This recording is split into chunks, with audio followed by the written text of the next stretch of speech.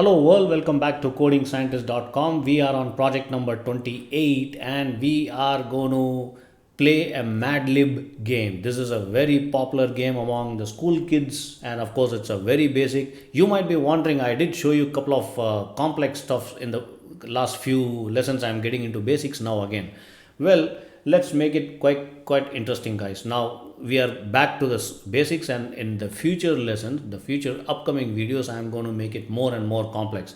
Of course, we are going to play Spider-Man games and stuff like that. I'm going to show you. Anyways, so let's take a look at it, guys. It's a pretty simple game using only the while loop and the loops. So all we need to do is keep guessing with the noun and the plural noun and the place and adjectives, and it'll keep repeating the same thing. So let's see how it works. Let me run this program and choose a noun. So give me an answer. What's a noun? I forgot my English, guys. I am sorry. So let's say hello. Plural noun, me.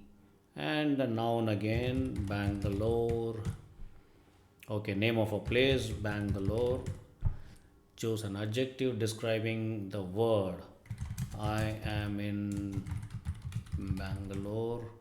Choose a noun.